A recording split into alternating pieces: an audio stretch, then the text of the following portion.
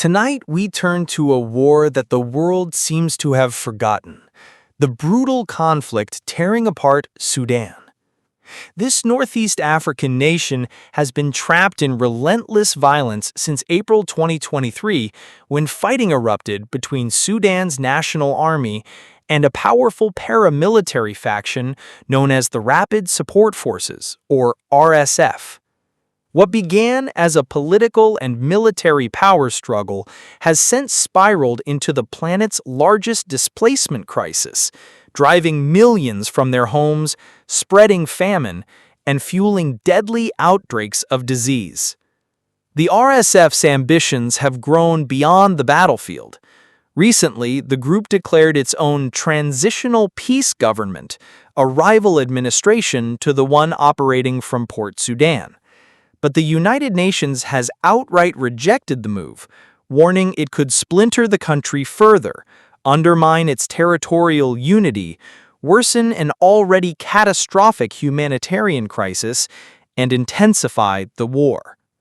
The toll so far is staggering. Over 40,000 dead, nearly 13 million displaced, and a nation effectively split in two, with the army holding parts of the north, east, and center, while the RSF controls most of Darfur and sections of the south.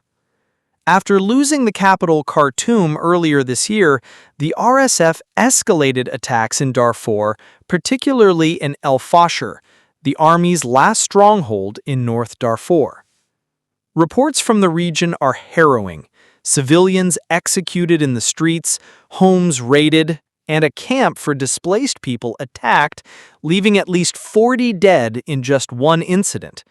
International prosecutors are now investigating alleged war crimes by the RSF. Beyond the violence, Sudan is staring down a hunger crisis. Famine has taken hold in several areas, forcing some communities to survive on animal feed and discarded scraps. At the same time, the country is facing its worst cholera outbreak in years. In Darfur alone, at least 40 people died in 1 week. Despite cholera being treatable with inexpensive medicine, shortages and collapsed health services have left nearly 100,000 infected since last year.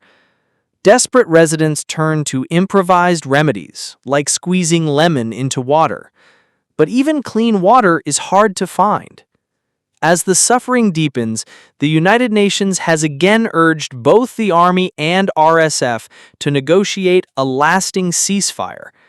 But for Sudan's weary people, such calls for peace have become all too familiar, and the fighting shows no sign of stopping.